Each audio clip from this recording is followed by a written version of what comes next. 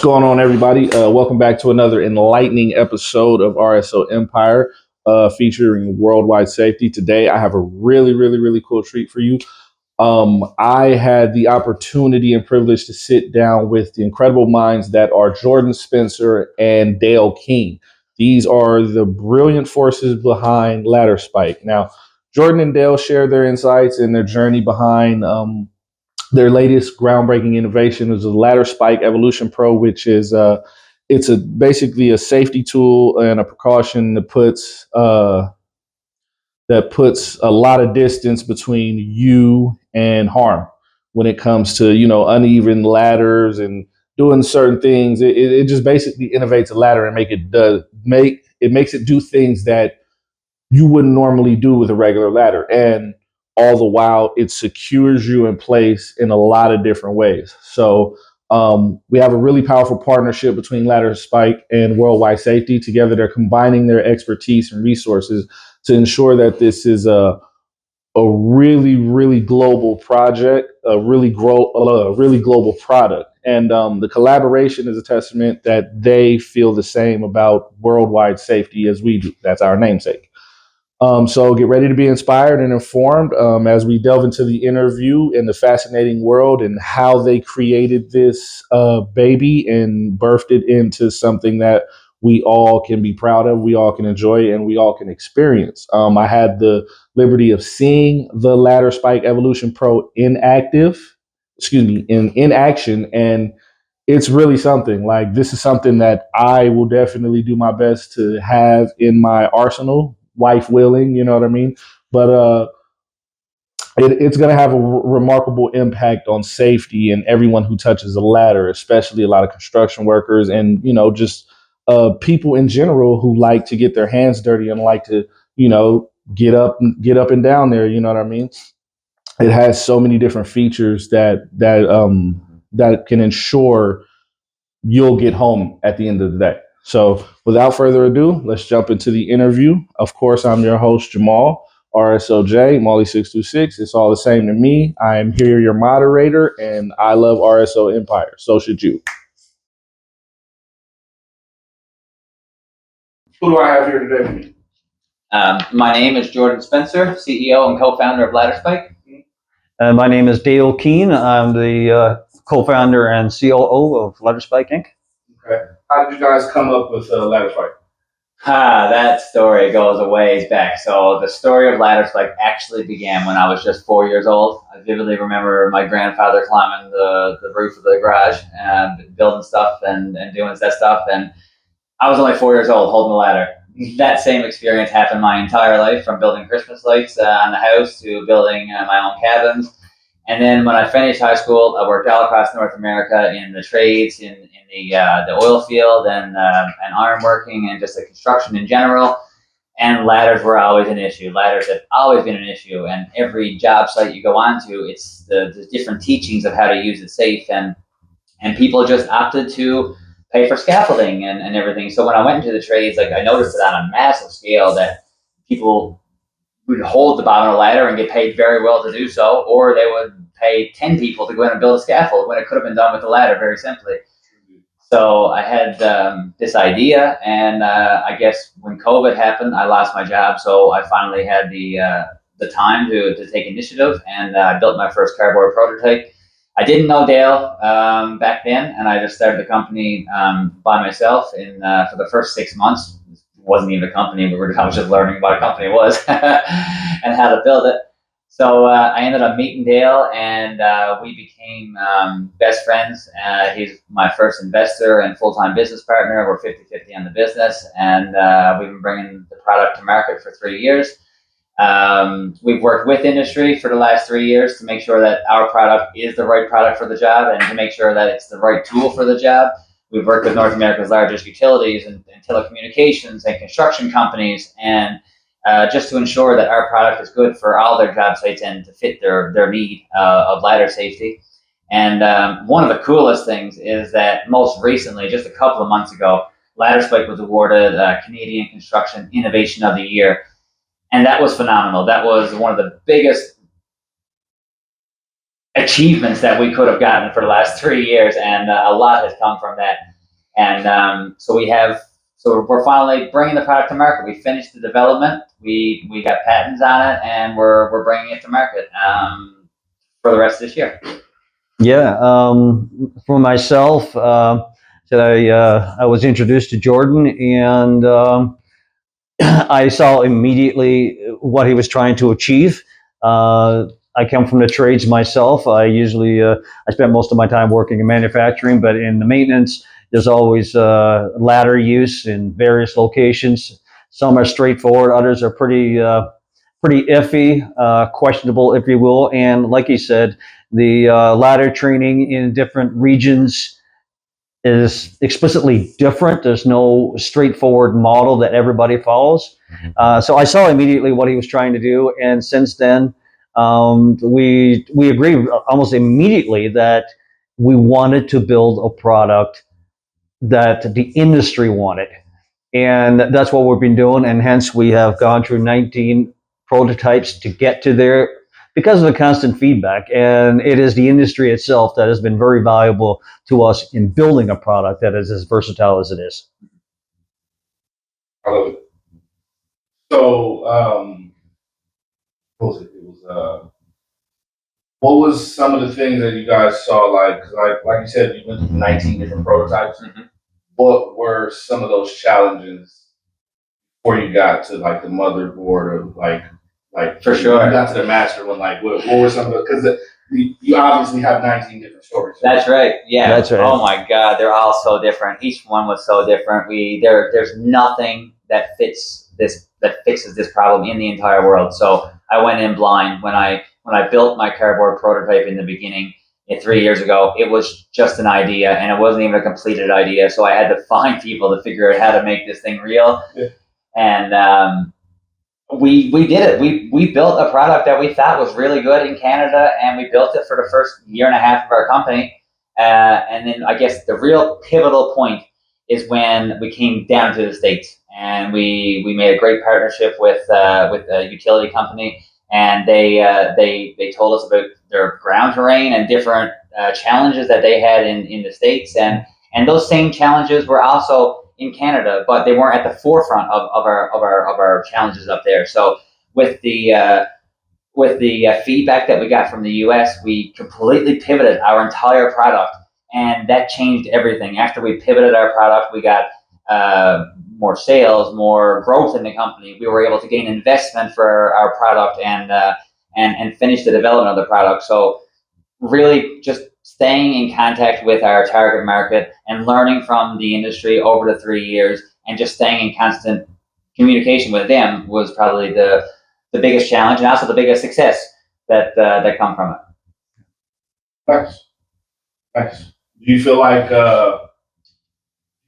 this product is something that we necessarily like? Of course, I know you guys feel like we need it, but does it blow everything out of the water? Like what problem does this solve? Because I've seen a lot of different ladder companies or the ladder buddies and systems and stuff like that. I'm like, where do you guys like slash over? For sure. So we are completely different.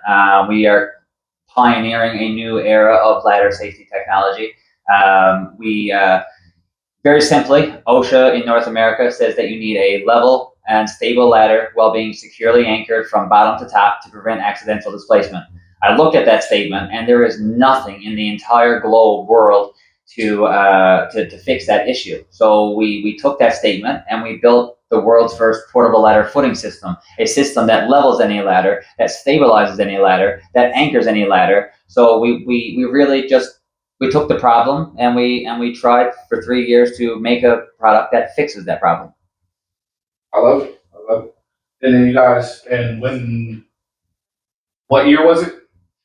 Sure. Start? Yeah, we started in 2019, at the end of 2019 when COVID first started. And I think that was one of those things that made everybody become really, really innovative. Mm-hmm. Like it was kind of a sink or swim situation.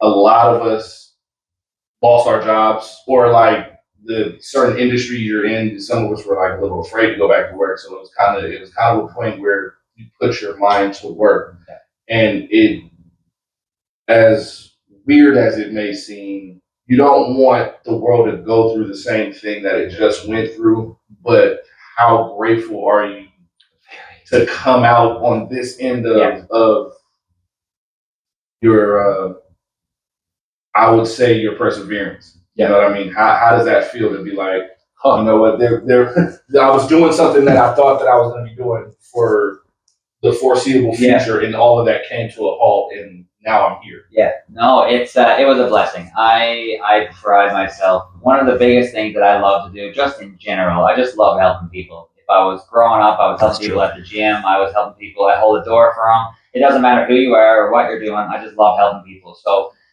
when the opportunity for the company came around, and I knew the idea was there, I knew the problem was there, and I knew that I could fix that problem, and that problem hurts somebody every single day, if not kills them every single day. So building this company is nothing when you get that feeling of being able to help somebody, let alone hundreds of thousands of people every day. I just want to, just that one person that needs it.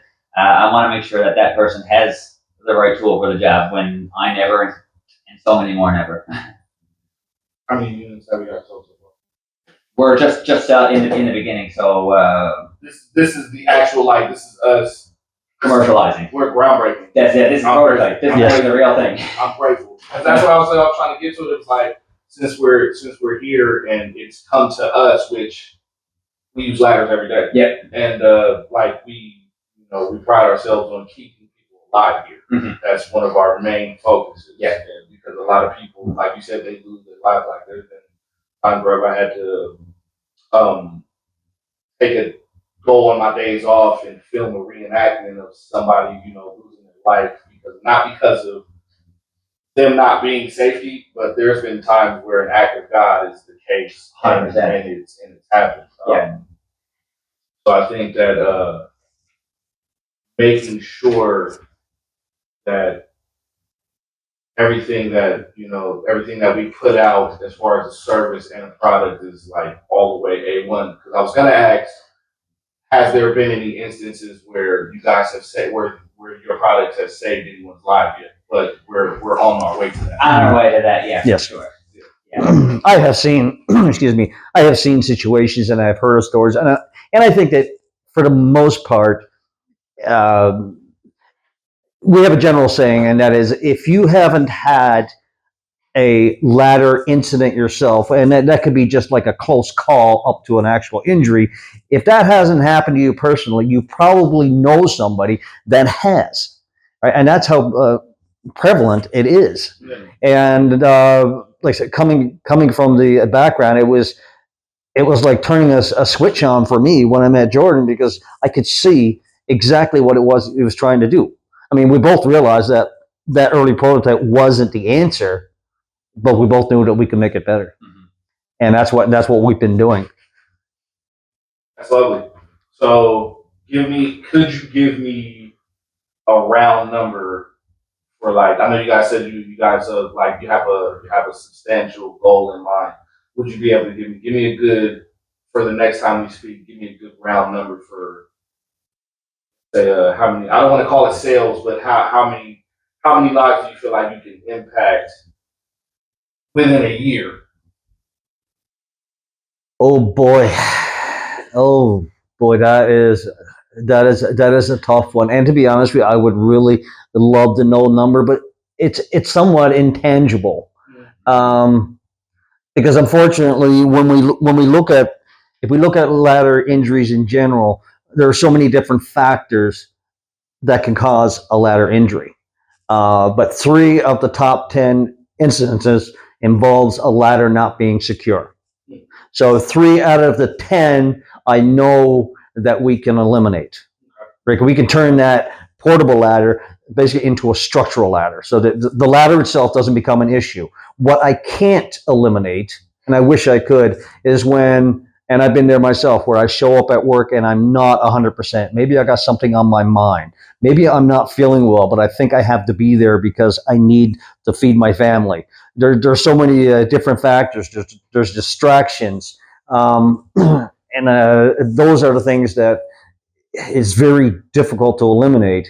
But when it comes to the actual ladder faults itself that causes a lot of injuries, we can confidently say, I believe we can get rid of that 30%. I love it. 100. Yeah. Now you're talking about actual 3 out of 10. You know that for sure you're helping somebody make sure that they get home for home for the day, home for the holidays. You know what I mean? Absolutely. You never know. There's, like you said, there's acts of God all over the place. And if you could do something that, like, of course we're not trying to fault God or anything, but if you could do something to help humanity, and you felt like it takes away 30% of devastation, that's amazing. Mm-hmm. That's a really I'll tell you, for example, and I never really thought about this until you asked that question. A number of years ago, and this would have been approximately about 23 years ago, and I know it's 23 because it's my daughter's age. She was an infant, and we were actually about to buy a house, and we had a home inspector come in. We were meeting him. We pulled into the driveway. He immediately sets up his ladder over top of the garage, and being a tradesman, I know what I'm supposed to do. I'm going to run over there and hold the ladder for him. But I yell out to him. I said, "Just give me a minute," because I have my infant daughter in my hands. I pass it off to my wife, and as the moment that I passed off my daughter, I heard the ladder just go clitter clatter, and there was a very thin ice coating on the driveway. His ladder slid out. He landed on the driveway on his side. He happened to have a Maglite flashlight on his hip. What we didn't know until later was that he shattered his hip. And 3 years later, he was still not back to work. It was completely shattered. Now that's exactly when you answer that question, that's exactly what I was looking for. Like, because there are instances like that where, like, I had a friend a couple of years back. His dad fell off the roof, like off the 2-story roof of his house. There was nobody there to help him. You know what I mean? And he still wasn't